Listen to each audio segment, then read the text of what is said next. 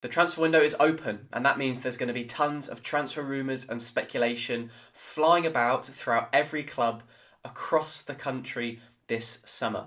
So in today's video, I'm going to be discussing some of the transfers that have already been completed, as well as rumours that are flying about at the moment, and also where some Premier League clubs need to specifically improve this summer in order to either stay up, try and reach Europe, or even win the league. So if you enjoy this video, I'd really appreciate it if you like, comment and subscribe. And if you support a team, leave your thoughts in the comments below as to where your team needs to improve this summer. Erling Haaland moved from Borussia Dortmund to Man City for around about £63 million after Man City activated his release clause. And in my opinion, this is a phenomenal signing. Now, Man City didn't really struggle without a striker. Of course, they won the Premier League. They got very far in the Champions League. Having said that, though, they are still missing that Champions League trophy.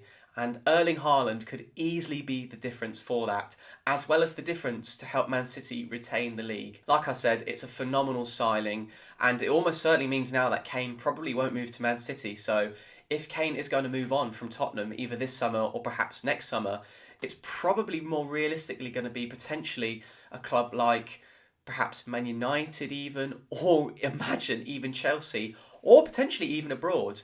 The reason why it might not be Liverpool is why I'll explain in just a second.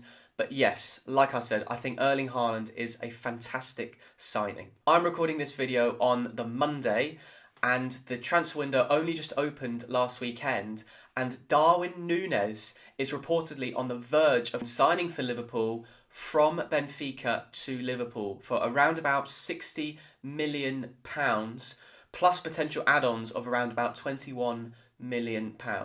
Darwin Nunez is someone that I haven't seen a lot of, I'm not going to lie, but he's only 22 and he's scored 34 times in 41 games, and a lot of Liverpool fans are very excited to see him play, and I can understand that because he does, on paper, look like a very exciting signing. He seems to also be the potential replacement of Sadio Mane, who apparently wants to leave, has only 1 year left on his contract, and reportedly Bayern Munich have had a bid rejected of £30 million for Mane's signature.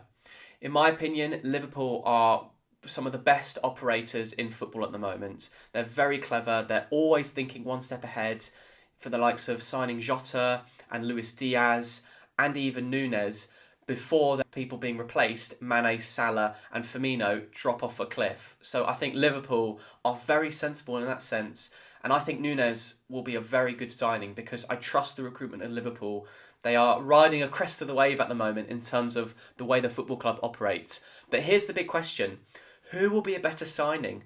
Erling Haaland or Darwin Nunez? In my opinion, I've seen more of Erling Haaland play. He's just such an explosive striker. So tall, strong, quick. I mean, he's all you want in a striker. So I think Erling Haaland will be a better signing. Having said that though, Darwin Nunez, for his age, does also have very good stats. And I'm sure Liverpool have done all they can in terms of their research and their diligence in terms of planning to pick out the perfect replacement for Mane. So I think Darwin Nunez will be an excellent signing. But let me know what you think in the comments below. Who's going to be a better signing, Haaland or Nunez? In terms of the rest of the top six, you have Tottenham, who will want to keep the likes of Harry Kane because he's only got 2 years left on his contract. And of course, last summer, he handed in a transfer request and there was massive speculation as to whether he was leaving or not. In my opinion, I think he will stay now that Tottenham have secured a top 4 spot, and also the fact that Antonio Conte will almost certainly stay as well. It does seem like kind of last chance saloon in terms of Tottenham because of the fact that Kane will probably stay for almost only one more season perhaps, and Antonio Conte, I don't think he's going to be there at Tottenham long term. So I think if Tottenham are going to go for it, they've got to spend big in the summer. They already spent a lot in January spending on the likes of Bentancur and Kuvalevski. Are Tottenham going to spend even more? I think they will, because I think I saw on The Athletic that Tottenham's company, the company that owned Tottenham, have pumped about £100 million extra into the club to fund transfer fees. And I guess that's just the way the football is now. It's just run by basically billionaires, multi-billionaires, who can just pump this amount of money into the club. So Tottenham, they'll want to look to spend a lot of money this window. In terms of Chelsea, of course, they've got brand new owners, American owners. So perhaps this might not be the window they spend big because they've only just arrived, but it might be next January or perhaps even next summer where Chelsea really start to spend big.